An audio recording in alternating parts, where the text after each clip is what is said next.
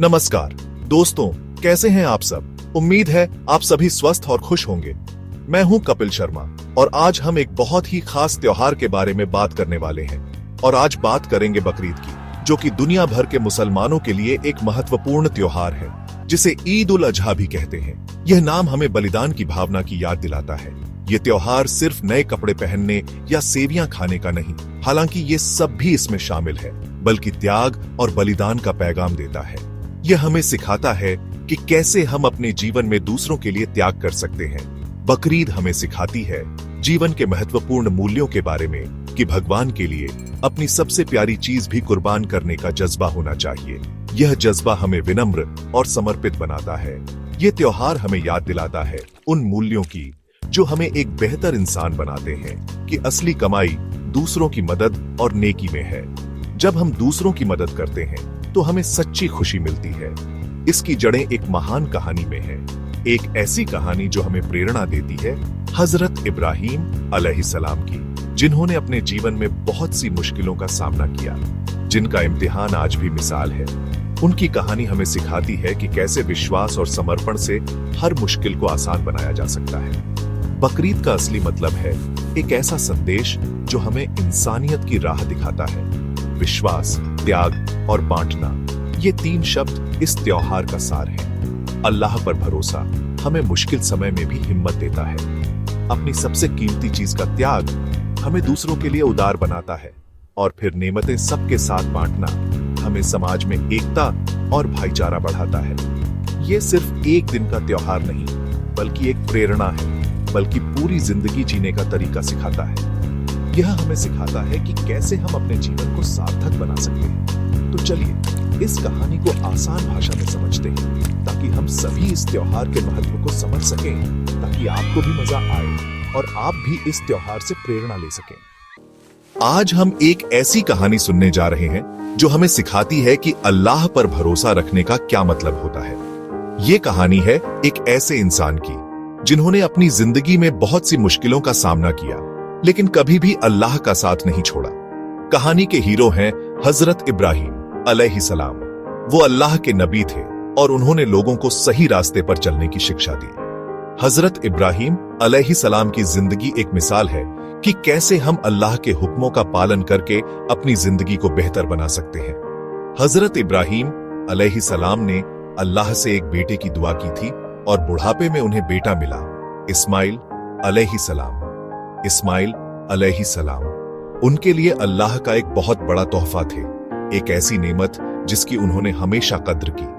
हजरत इब्राहीम अलैहिस्सलाम ने इस्माइल अलैहिस्सलाम को बहुत प्यार से पाला और उन्हें अच्छी तालीम दी। हजरत इब्राहीम अलैहिस्सलाम और इस्माइल अलैहिस्सलाम दोनों में गहरा प्यार था। बाप बेटे का रिश्ता बहुत मजबूत था और दोनों एक दूसरे का बहुत ख्याल रखते थे। वे एक दूसरे के साथ खेलते, बातें करते और एक दूसरे से सीखते थे। उनका रिश्ता एक मिसाल था कि एक पिता और पुत्र के बीच कैसा रिश्ता होना चाहिए। एक रात इब्राहीम ने सपना देखा, एक ऐसा सपना जो उनकी जिंदगी बदल देने वाला था। यह सपना कोई आम सपना नहीं था, बल्कि अल्लाह की तरफ से एक इम्तिहान था। सपने में अल्लाह कह रहे हैं, अपनी सबसे प्यारी चीज को मेरी राह में कुर्बान करो। यह हुक्म सुनकर हजरत इब्राहीम अलैहिस्सलाम हैरान रह गए। वो समझ नहीं पा रहे थे कि अल्लाह उनसे क्या चाहते हैं। ये सपना लगातार 3 रात आया और इब्राहीम समझ गए कि ये अल्लाह का हुक्म है। उन्हें एहसास हुआ कि अल्लाह उनसे उनकी सबसे प्यारी चीज यानी उनके बेटे इस्माइल अलैहिस्सलाम की कुर्बानी मांग रहे हैं। ये एक बहुत बड़ा इम्तिहान था और हजरत इब्राहीम अलैहिस्सलाम को यह समझ नहीं आ रहा था कि वो क्या करें। हजरत इब्राहीम अलैहिस्सलाम ने अपने बेटे से इस बारे में बात करने का फैसला किया। उन्होंने बेटे से पूछा, मैंने ऐसा सपना देखा है, तुम्हारी क्या राय है? वो जानना चाहते थे कि इस्माइल अलैहिस्सलाम इस बारे में क्या सोचते हैं और क्या वो अल्लाह के हुक्म को मानने के लिए तैयार है। बेटे ने जवाब दिया, अब्बू जान, अगर ये अल्लाह का हुक्म है तो आप वही कीजिए। इस्माइल अलैहिस्सलाम ने बिना किसी हिचकिचाहट के अपने पिता को अल्लाह के हुक्म का पालन करने के लिए कहा। उन्होंने दिखाया कि वो अल्लाह पर कितना भरोसा करते हैं और वो उनकी राह में किसी भी कुर्बानी के लिए तैयार हैं। बाप बेटे दोनों राजी हो गए। दोनों ने मिलकर अल्लाह के हुक्म को पूरा करने का फैसला किया। ये एक बहुत ही मुश्किल फैसला था। लेकिन उन्होंने अल्लाह पर अपने भरोसे को कायम रखा। शैतान ने बहकाने की कोशिश की, उन्हें रोकने की कोशिश की, लेकिन वो डटे रहे। शैतान ने उन्हें डराने की कोशिश की, लेकिन उनका ईमान इतना मजबूत था कि शैतान की कोई भी चाल उन पर काम नहीं आई। फिर हजरत इब्राहीम अलैहिस्सलाम ने अपने बेटे को ज़ब्ह करने के लिए लिटाया, अपनी आंखों पर पट्टी बांधी ताकि बेटे को तकलीफ में न देख सके। उनका दिल गम से भरा हुआ था, लेकिन उन्होंने अल्लाह के हुक्म को पूरा करने का फैसला कर लिया था।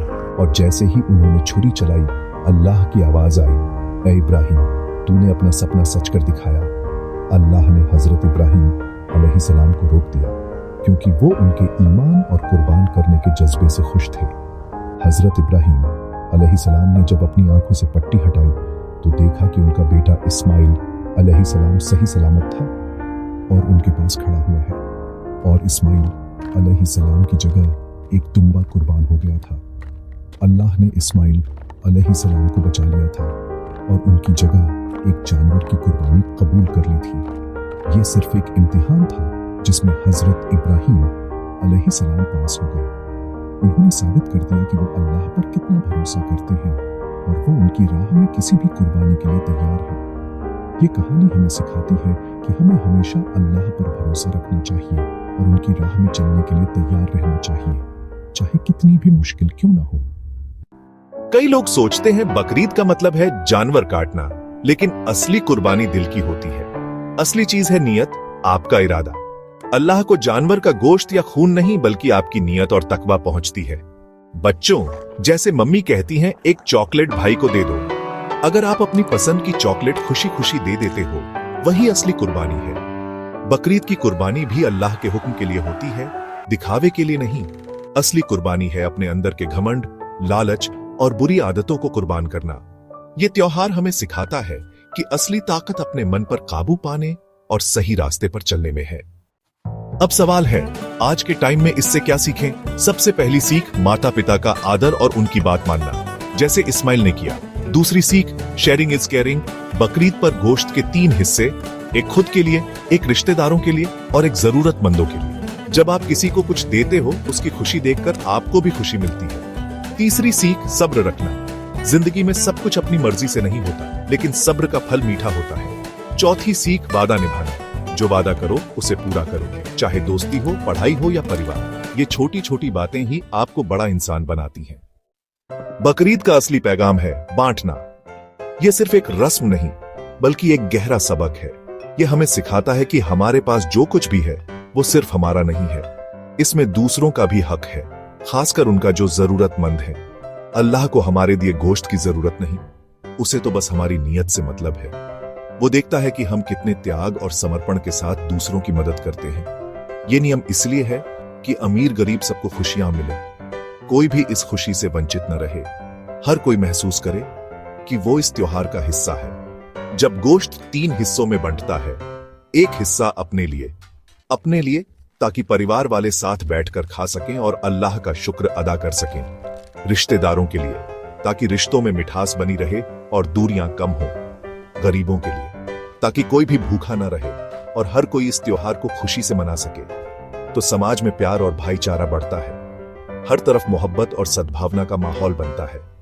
बकरीद हमें मैं की कुर्बानी देना सिखाती है, अपने अहंकार, अपनी लालच और अपनी स्वार्थप्रता की कुर्बानी। जो भी हमारे पास है, उसमें जरूरतमंदों का भी हक है। ये एक याद दिलाता है कि हमें अपनी दौलत और संसाधनों को दूसरों के साथ बांटना चाहिए। बांटना सिर्फ गोश्त तक सीमित नहीं, ये तो एक शुरुआत है। अगर आप डॉक्टर हैं तो मुफ्त इलाज करें, अपनी सेवाएं उन लोगों तक पहुंचाएं जो उन्हें अफोर्ड नहीं कर सकते। टीचर हैं तो बच्चों को पढ़ाएं। ज्ञान बांटने से बढ़ता है, इसलिए इसे सब तक पहुंचाएं। पैसा है तो किसी की मदद करें, किसी गरीब की बेटी की शादी करवा दें या किसी बीमार का इलाज करवा दें। असली खुशी चीजें जमा करने में नहीं, बल्कि बांटने में है। जब आप किसी की मदद करते हैं तो आपको जो सुकून मिलता है, वो किसी भी दौलत से बढ़कर होता है। जब आप अपनी खुशी में दूसरों को शामिल करते हैं तो आपकी खुशी दोगुनी हो जाती है। तो ऊपर वाला आपको और देता है, क्योंकि वो जानता है कि आप उस नेमत को दूसरों के साथ बांटेंगे। कुर्बानी के भी नियम हैं। ये हर किसी पर फर्ज नहीं, सिर्फ उन पर जो साहिब नसाब है, यानी जिनके पास जरूरत से ज्यादा संपत्ति है। जानवर का चुनाव वो स्वस्थ और बिना ऐब का होना चाहिए। अल्लाह की राह में सबसे बेहतरीन चीज दी जाती है। जानवर की उम्र भी तय है। भेड़ या बकरा कम से कम 1 साल का, गाय या ऊंट की भी उम्र तय।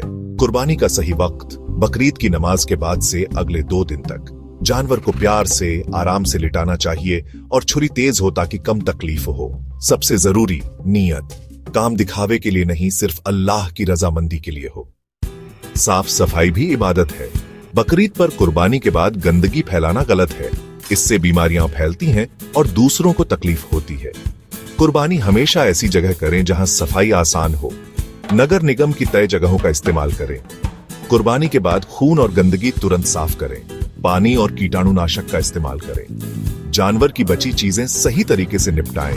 कूड़ेदान या गड्ढे में डालें। अपने आस पड़ोस को साफ रखना सबकी जिम्मेदारी है।